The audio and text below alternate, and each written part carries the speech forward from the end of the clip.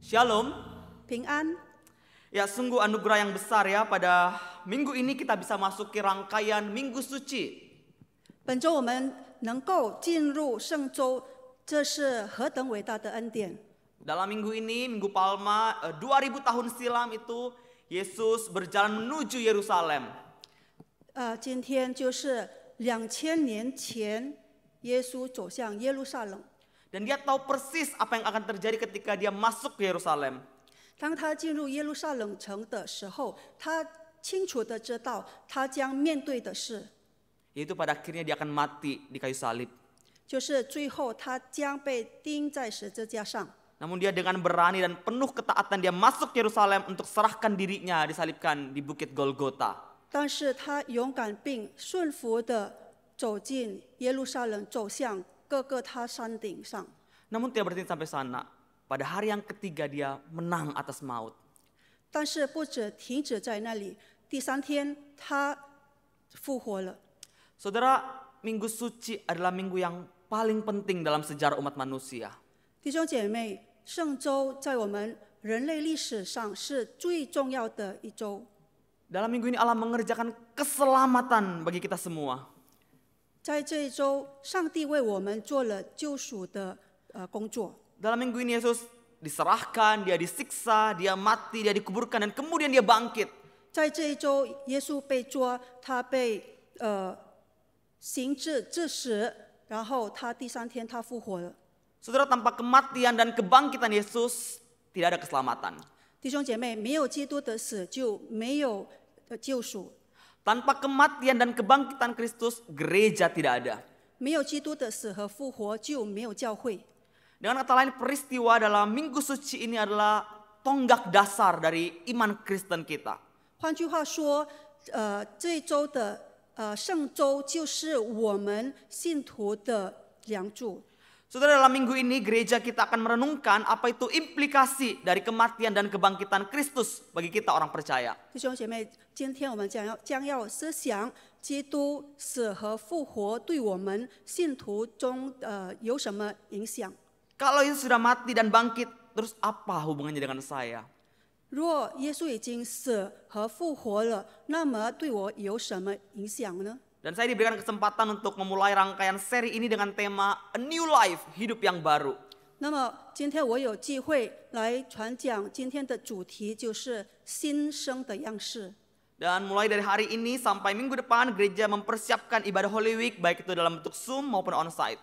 那么从今天开始，一直到下一周，教会已经预备了现场或者和线上的圣周的一系列的崇拜会。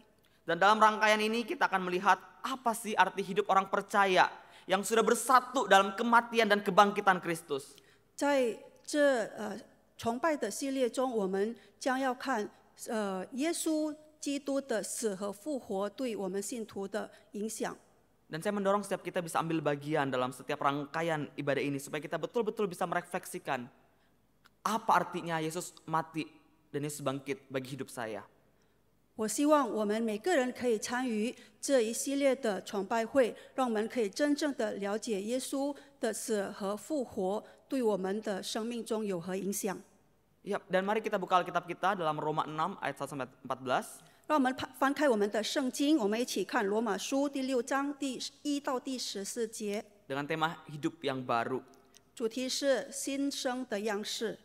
Saya akan bacakan ayat 1 sampai 7 dalam bahasa Indonesia terjemahan baru 2 dan ayat 8 sampai 14 dalam bahasa Mandarin. 第1到第7节将用印尼文读，然后第8到第14节将用中文读。 Mari kita buka dalam Alkitab kita masing-masing, kita ikuti dalam Alkitab masing-masing ya. Ayat 1. Jika demikian, apa yang hendak kita katakan? Bolehkah kita bertekun dalam dosa supaya semakin bertambah anugerah itu? Sekali-kali tidak. Bukankah kita telah mati bagi dosa? Bagaimanakah kita masih dapat hidup di dalamnya? Atau tidak tahukah kamu bahwa kita semua yang telah dibaptis dalam Kristus Yesus telah dibaptis dalam kematiannya? Dengan demikian kita telah dikuburkan bersama dia melalui baptisan dalam kematian, supaya sama seperti Kristus telah dibangkitkan dari antara orang mati oleh kemuliaan Bapa, demikian juga kita dimungkinkan hidup dalam hidup yang baru. Sebab jika kita telah menjadi satu dengan apa yang serupa dengan kematiannya, kita juga menjadi satu dengan apa yang serupa dengan kebangkitannya. Karena kita tahu bahwa manusia lama kita telah turut disalibkan, supaya tubuh dosa kita hilang kuasanya, agar jangan kita menghambakan diri kepada dosa. Sebab siapa yang telah mati, ia telah bebas dari dosa. 第8节，我们若是与基督同死，就信必与他同活。因为这道基督既从死里复活，就不再死，死也不再做他的主了。他死是向罪死了，只有一次；他活是向神活着。这样，你们向罪也当看自己是死的，向神在基督耶稣里却当看自己是活的。所以不要容罪在你们必死的身上作王，使你们顺从身子的私欲，也不要将你们的肢体献给罪做不义的器具，倒要像从死里复活的人，将自己献给神，并将肢体做义的器具献给神。罪必不能做你们的主，因你们不在律法之下，乃在恩典之下。 Saudara Rasul Paulus memulai perikop ini dengan sebuah pertanyaan yang kemudian dijawab sendiri. 弟兄姐妹，使徒保罗他开始这一段的经文，就是用一个问题来开始这段经文，然后他也自己解答了这个问题。 Saudara, model Q&A, question and answer adalah model yang cukup sering Paulus gunakan. 这样问答题的方式是保罗常用的。 Saudara bisa menemukannya dalam pasal 3, pasal 4, dan pasal-pasal berikutnya. 弟兄姐妹可以在第3章、第4章还有其他的章节看到。 Dan pasal 6 ayat 1 ini dia memulainya dengan bertanya, jika demikian, apa yang hendak kita katakan? Bolehkah kita bertekun dalam dosa supaya semakin banyak anugerah itu? 那么在第6章第1节那里，他用这一句话开始问：这样怎么说呢？我们可以仍在罪中叫恩典显多吗？ Saudara, kenapa Paulus menanyakan pertanyaan seperti ini? 弟兄姐妹，为什么保罗问了这个问题呢？ Dalam pasal-pasal sebelumnya, Paulus itu menjelaskan dengan panjang lebar apa itu Injil. 在之前的章节，保罗解释了很详细的解释了福音是什么。 Dan dia memulai pemaparannya akan Injil itu dengan menyatakan bahwa semua manusia telah berdosa dan semua manusia tidak bisa luput dari murka Allah. 而且当他解释福音的时候，他说我们每一个人都是罪人，而且我们不能避免神的愤怒。 Dan keberdosaan manusia ini tidak mungkin bisa diselesaikan oleh perbuatan baik mereka. 而且人类所犯的罪不能单单靠着他们自己的力量。 Bangsa Israel pada saat itu mereka berusaha untuk menyelamatkan diri mereka sendiri melalui ketaatan akan hukum Taurat. 当时的以色列人，他们试着靠着律法，想要拯救他们自己。 Namun ketaatan mereka akan hukum Taurat juga membuat mereka gagal mendapat keselamatan. 但是他们这样子的做法也没有办法拯救他们。 Dan Paulus menjelaskan bahwa keselamatan itu hanya bisa terjadi tidak lain hanya karena pembenaran oleh iman. 保罗接着回答这样子说，他说我们得救只因着信。 Dan hal ini bisa terjadi karena Yesus mati dan Yesus bangkit. 这可以发生，是因为基督死了也复活了， Tidak ada cara lain. 没有其他的方法。 Manusia berdosa dibenarkan oleh iman ketika mereka percaya pada Kristus dan karya kematian dan kebangkitannya. 相信信徒们他们得救，当他们相信基督的死和复活。 Ketika kita percaya, status kita berubah dari manusia yang baru menjadi manusia yang dibenarkan. 当我们相信，我们从罪人变成了新生命的人。 Kita bukan lagi budak dosa, tapi hamba kebenaran. 我们不再是罪的奴仆，乃是真理的奴仆。 Kita bukan lagi dipimpin oleh Adam pertama yang hidup dalam dosa, tapi kita dipimpin oleh Adam kedua, yaitu Kristus Yesus. 我们不再随着还在犯罪的第一个亚当，乃是随着第二个亚当，也就是耶稣基督。 Dan ini semata-mata karena pekerjaan Allah, bukan pekerjaan kita. 这一切都是因着上帝的工作，不是我们的力量。 Kemudian di pasal 5 ayat 20b, Paulus berkata bahwa namun di mana dosa bertambah banyak, di sana anugerah menjadi berlimpah-limpah. 然后保罗接着在罗马书5章第20下半节，他说：“只是罪在哪里显多，恩典就更显多了。” Apa artinya? 什么意思呢？ Anugerah Allah itu mengalahkan dosa manusia. 神的恩典战胜了人类所犯的罪。 Seberapa besar pun dosa manusia, itu lebih besar anugerah Allah sehingga dosa tidak bisa menjadi penghalang manusia mendapatkan keselamatan, manusia mendapatkan hidup kekal. 无论人类犯了多大的罪，神的恩典更大，可以使他们脱离他们的罪恶，而且他们不再犯罪。 Setelah Paulus kemudian menyatakan apa itu Injil, di mana keselamatan itu bukan karena usaha manusia, dia seolah-olah bertanya atau berdiskusi dengan pembacanya gitu ya. Jika keselamatan adalah pekerjaan Allah, itu usaha Allah, lalu apakah orang Kristen itu perlu berbuat baik? 那么，当保罗解释完福音是什么的时候呢，然后他接着说，不是因为救恩不是因为人类所做的一切，乃是他接着就好像在用问题来讨论说，如果救恩是上帝的工作，那么基督徒还可以需要行善吗？ Kalau Injil mengatakan bahwa kita diselamatkan hanya karena anugerah, lalu apakah saya boleh berbuat dosa seenak saya? 若福音说我们得救者因着神的恩典，那么我们还可以随意的犯罪吗？ Kalau saya diselamatkan itu karena pekerjaan Kristus 100%, berarti saya nggak perlu buat apa-apa dong ya? 若我得救是完全都是基督的工作，那我不需要做任何事了吗？ Saudara, saya pikir dalam pelayanan Paulus dia mungkin sering mendapat pertanyaan-pertanyaan yang seperti itu. 我想保罗在他的侍奉中，他可能遇见很多这样的问题。 Maka dalam surat ini, dalam pasal ini dia mengantisipasi pertanyaan tersebut dengan cara dia bertanya terlebih dahulu dan menjawab terlebih dahulu. 所以在这封信里面，为了预防这样的问题，他就先提出了问题。 Atau kalau kita kaitkan dengan pasal 5 ayat 20b yang tadi saya baca, orang-orang mungkin bertanya gitu ya, apakah orang Kristen itu boleh main-main dalam dosa supaya anugerah Tuhan makin berlimpah?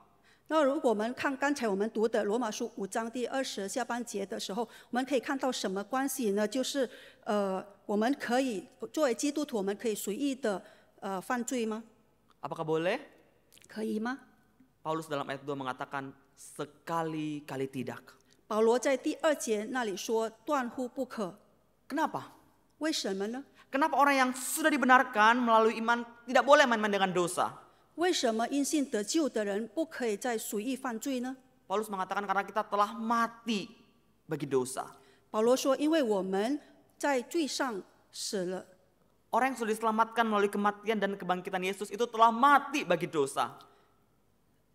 已经因着基督的死和复活得救的人，他们在罪上死了。 Apa arti dari frasa mati bagi dosa? 这个词在罪上死了有什么意义呢？ Saudara, mati bagi dosa itu bukan berarti kita tidak lagi menginginkan dosa. 弟兄姐妹，我们在罪上死了，不代表我们不再犯罪。 Kita tahu bahwa sebagai orang Kristen kita masih punya keinginan untuk berdosa. 我们知道，作为基督徒，我们还有就是想要犯罪的色欲。 Mati bagi dosa juga bukan berarti orang Kristen tidak lagi dicobai oleh dosa atau orang Kristen tidak mampu berbuat dosa. 在罪上死了，也不代表我们基督徒不再犯罪， Kita 或 tahu, 者没有就是不会遇到试探。 kita tahu bahwa orang Kristen itu masih bergumul dan masih jatuh bangun dalam perjalanan mereka terhadap dosa. 我们知道基督徒在最终也挣扎着。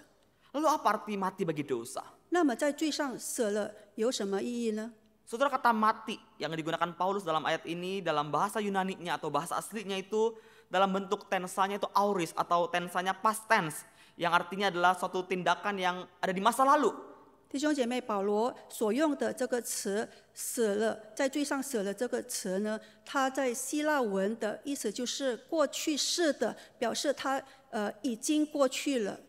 Dan tenses ini ya, tenses past tense atau tenses aorist ini ya, artinya bahwa tindakan itu hanya terjadi sekali dan sudah selesai.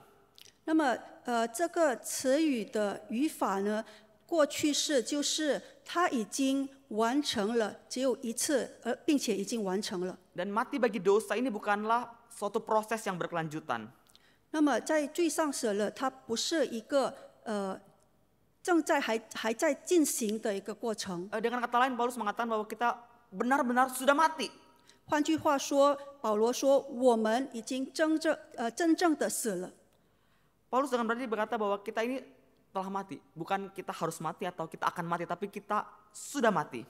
保罗很勇敢的说，我们死了，我们在罪上死了，不是说我们正在死或者我们将要死。 Dengan fakta inilah bahwa kita sudah mati, Paulus kemudian menjelaskan bahwa bagaimana mungkin orang Kristen yang sudah mati bagi dosa tapi hidup terus-menerus dalam dosa.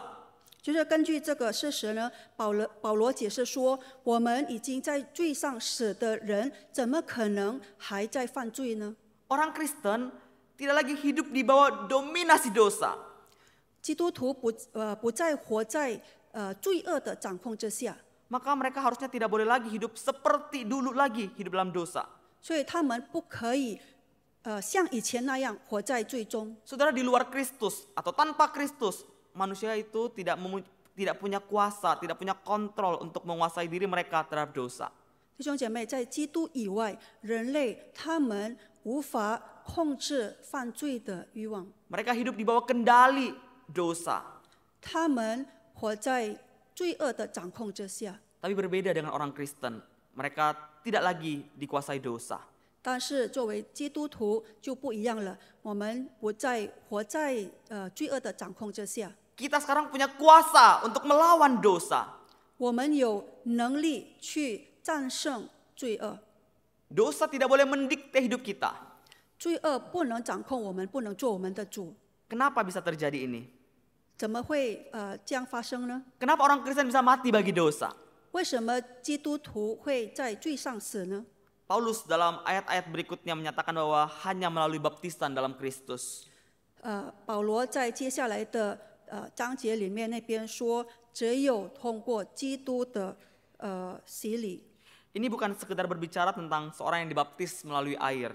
这不仅仅说某个以水洗礼的人， Tapi dibaptis ini lebih mengacu pada suatu realitas rohani yang disimbolkan oleh baptisan. 但是这里指的是就是洗礼为象征我们的属灵或者我们的灵命的现实。 Ketika kita percaya pada Kristus dan kita menyerahkan diri kita untuk dibaptis, maka kita berada dalam kesatuan atau union dengan Kristus.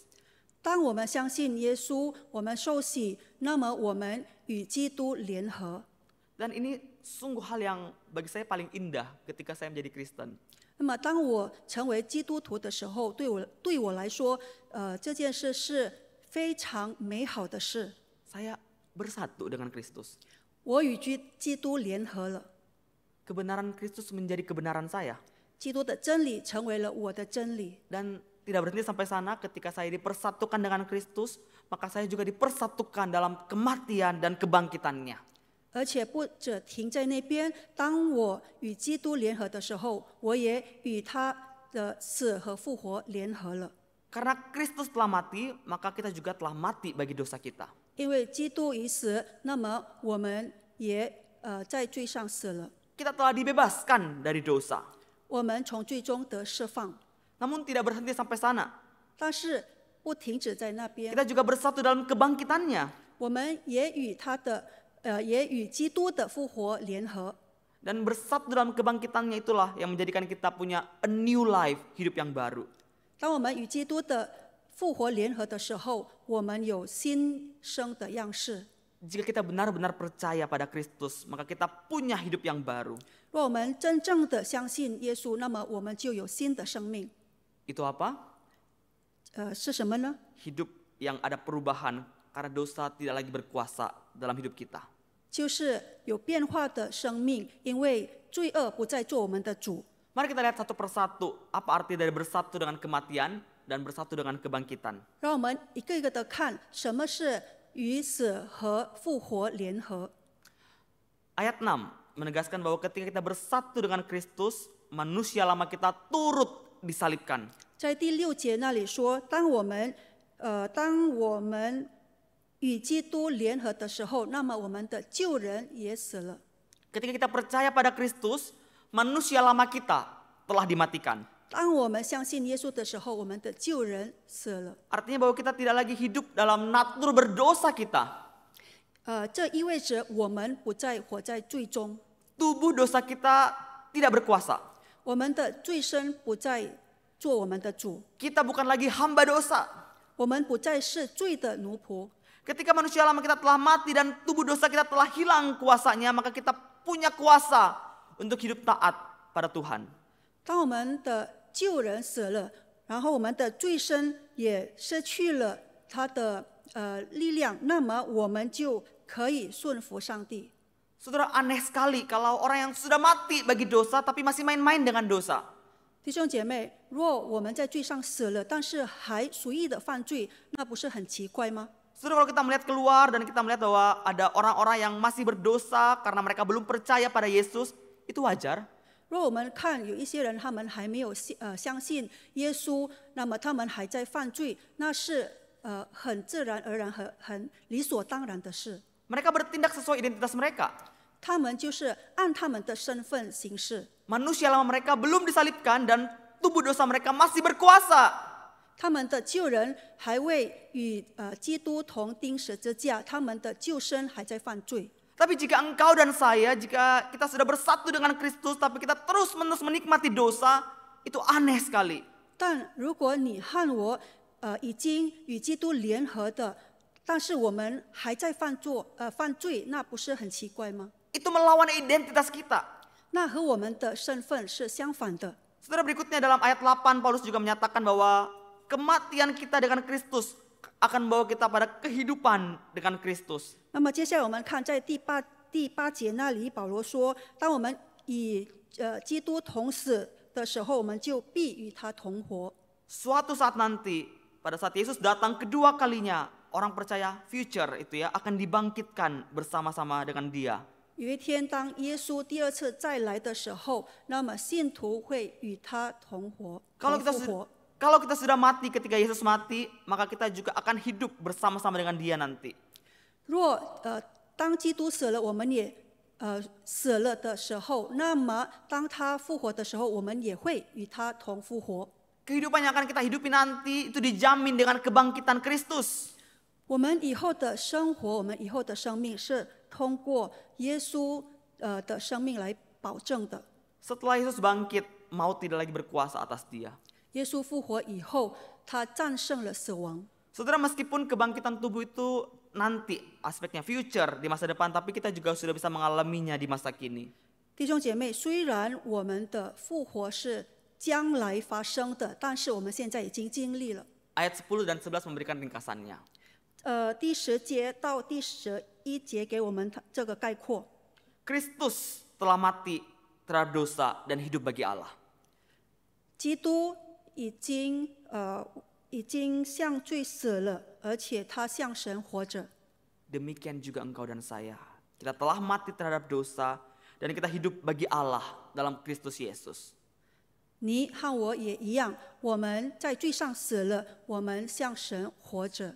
Dan inilah a new life. Kita mati bagi dosa dan kita hidup bagi Allah. 这就是新的生命。我们在罪上死了，我们为神活着。 Saudara, mati bagi dosa itu saya pikir seperti hak istimewa atau hak hukum. 弟兄姐妹，我认为在罪上死了，好像一个特权一样。 Meskipun hak tersebut benar dan berlaku, tapi seorang mungkin tidak sadar atau tidak menggunakan hak tersebut. 虽然那个特权是真正的特权，而且还有效的，但是可能某个人不知道。 Sebagai contoh, kita mungkin punya trust fund atau dana amanah. 例如，我们可能会有信托基金， Kita punya dana atau kita punya aset dari orang lain. 我们可能会有别人的资产。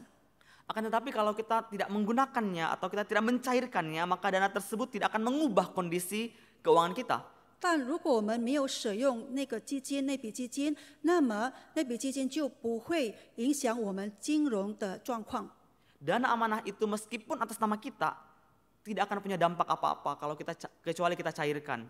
那么那笔基金虽然在我们的名下，但是如果我们没有使用它，那么就没有带给我们什么影响。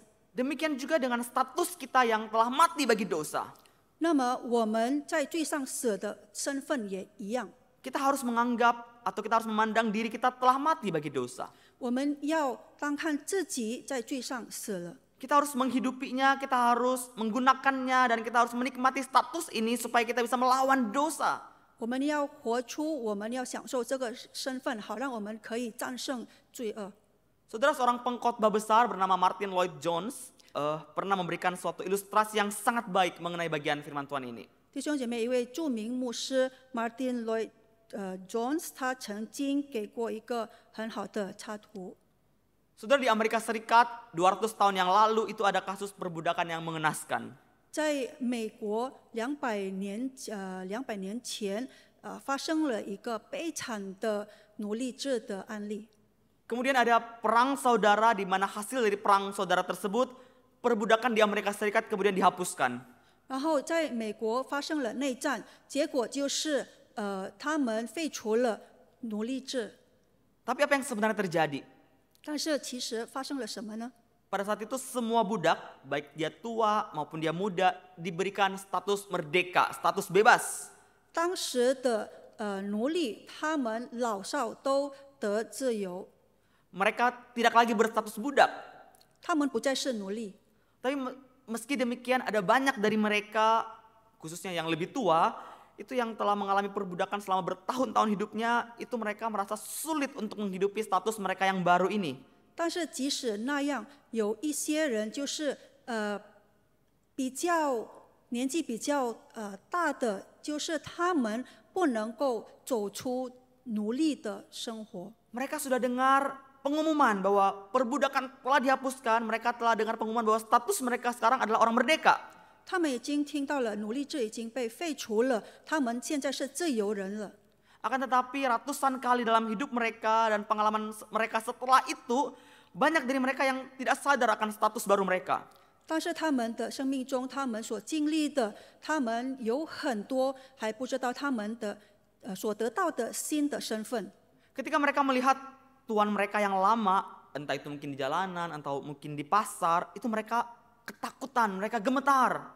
当他们无意中在街上或者在市场遇到了他们以前的主人，他们就开始颤抖害怕起来。 Mereka takut dan mereka bertanya dalam hati mereka, akankah mereka dijual kembali atau akankah mereka diperlakukan semena-mena? 他们在心里想说，他们会不会再次被出售？他们会不会再次被虐待？ Saudara, meskipun perbudakan telah dihapus secara legal, tapi mereka hidup seolah-olah mereka masih jadi budak.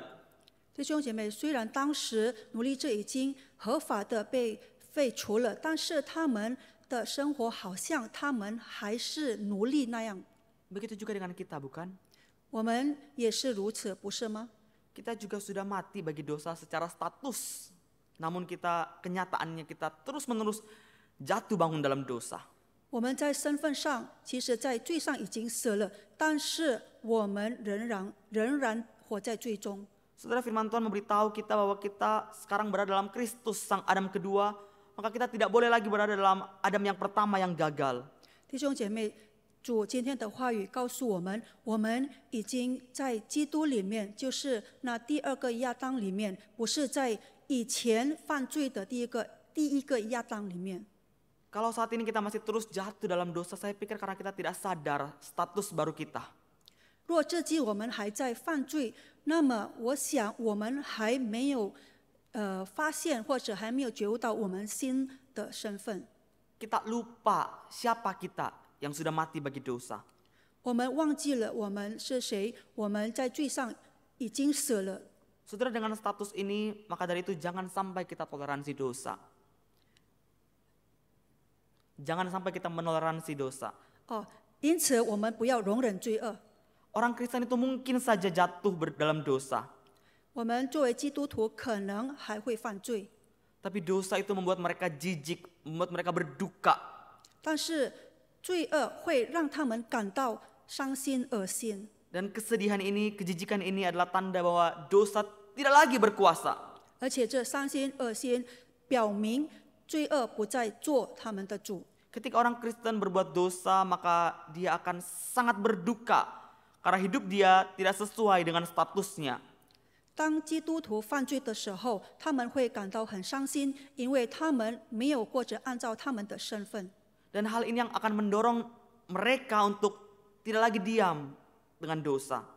这会推动他们不再沉默于罪恶。 Saudara, orang Kristen tidak mungkin menyerah dan kemudian tinggal atau main-main dengan dosa. 弟兄姐妹，作为基督徒，不可能轻易的放弃，然后随意的犯罪。 Mereka akan berjuang mengusir, melawan dosa. 他们会想方设法的去战胜罪恶。 Saudara, sebelum kita dipersatukan dengan Kristus, dosa itu berkuasa dalam hidup kita. 当我们还未与基督联合的时候，罪恶还在我们里面做主。 Sekarang kita bebas dari kendali dosa, tapi faktanya kita seringkali masih menyerahkan sebagian hidup kita dalam dosa. 现在我们已经从罪中得释放，但是实际上我们还在犯罪。 Kita lupa kalau sekarang kita punya status itu bisa melawan dosa dan kita bisa menang lawan dosa. 我们忘记了我们现在的身份，我们可以对抗并且战胜罪恶。 Kematian Yesus, kebangkitan Yesus membebaskan kita sehingga kita bisa bertarung melawan dosa, kita bisa menang lawan dosa. 基督的死和复活帮助我们，给我们力量，让我们可以战胜罪恶。 Orang-orang di luar sana, orang-orang di luar Kristus, mereka tidak ada pilihan lain selain tunduk pada dosa. 在基督以外的人，他们没有其他的选择，除了屈服于罪恶。 Engkau dan saya, orang-orang Kristen, kita punya kuasa, kita punya pilihan. Kita mau tunduk pada dosa atau tunduk pada Allah. 作为基督徒，你和我们可以有选择，就是屈服于罪恶，还是顺服于上帝。 Oleh karena itu hendaklah dosa jangan berkuasa dalam tubuhmu yang fana. Dan janganlah menyerahkan anggota-anggota tubuhmu kepada dosa sebagai senjata kelaliman. 因此，我们不要让我们的身体就是败给罪恶，然后让我们的肢体献给罪，做不义的器具。 Dosa tidak dapat memerintah kita, tapi dosa masih berperang dalam diri kita. 罪恶它不能再掌控我们，不能够再做我们的主，但是它在我们里面还就是斗争着。 Saudara, kita tidak boleh membiarkan kekuatan gerilya dosa yang telah diusir melalui kematian Yesus itu masih ada dalam hidup kita. Dan kita masih harus berperang keras dalam tubuh kita. Mari kita menguasai dosa ini. 弟兄姐妹，我们不能让已经从我们心中驱除出去的罪恶，还在我们里面，在我们的身体上做主。 Jangan mau sebagai orang yang sudah mati bagi dosa, tapi dikuasai oleh dosa. 让我们已经在罪死了的人，再次被罪掌控着。 Sebaliknya serahkanlah dirimu kepada Allah untuk hidup bersama dan seperti Dia. Dan serahkanlah anggota-anggota tubuhmu kepada Allah untuk senjata kebenaran. 相反的，我们将我们的身体献给上帝，效法他，然后将我们的肢体献给神，做义的器具。 Saya berdoa biarlah melalui firman Tuhan hari ini kita hidup semangat berjuang melawan dosa. 我祷告，我祈祷，但愿我们每个人都积极的对抗罪恶。 Dalam ayat 3, ayat 6, ayat 8, dan ayat 9, Paulus mengulang-ulang frasa kita tahu atau kita percaya. 在第3、第6和第8和第9节那里，保罗一直重复的说：“我们知道，我们相信。” Ini menunjukkan bahwa orang Kristen yang masih terus-menerus bertekun dalam dosa, dia gagal untuk tahu, dia gagal untuk percaya apa arti dari kematian dan kebangkitan Yesus dalam hidupnya. 这表明就是基督徒他们坚持犯罪的，就是他们无法知道基督的死和复活在他们的生命中有何影响。 Dan biarlah Roma 6 ini mengingatkan kita untuk kita tahu terus apa artinya Yesus mati dan bangkit bagi hidup saya. 所以希望通过这今天罗马书第6章，让我们可以真正的知道基督在我生命中的死和复活有何影响， Yaitu kita punya a new life. 就是我们将有新生命。 Ingatlah bahwa kita sudah ditebus oleh darah Kristus. 我们要切记，我们已经被基督的宝血赎回。 Kalau kita terus mengingat ini, maka kita tidak akan berlaku seenak diri. 若我们一直记住这一点，那么我们就不会随意的行事。 Kita sadar bahwa hidup saya bukan milik saya sendiri. 我们会知道，我们很清楚的知道，我不再是我自己的， Hidup saya adalah milik Kristus. 我的生命是基督的。 Saudara ingatlah juga bahwa kita sudah bebas dari perbudakan dosa. 我们也要切记，我们已经从就是罪的奴隶中得释放。 Ini artinya roh Allah ada dalam diri kita, dan meskipun kelihatannya dosa masih berpengaruh dalam diri kita, tapi Tuhan tetap setia. 这意味着上帝的灵住在我们里面，虽然好像我们还可以犯罪，但是上帝是信实的。 Kita adalah anak Allah dan kita punya kuasa mengalahkan dosa. 我们是上帝的儿女，而且我们有力量可以战胜罪恶。 Saudara, akhirnya ingatlah juga bahwa kita diselamatkan oleh Kristus supaya kita tidak lagi berdosa. 弟兄姐妹，最后我们也要切记，我们已经被基督救赎，是为了让我们不再犯罪。 Kristus telah menyerahkan dirinya bagi kita untuk membebaskan kita dari segala yang jahat. 基督为我们牺牲他自己，是为了让我们不再犯罪。 Dia telah menguduskan bagi dirinya suatu umat kepunyaannya yang rajin berbuat baik. 他已经为他自己拣选洁净、勤于行善的属于他的子民。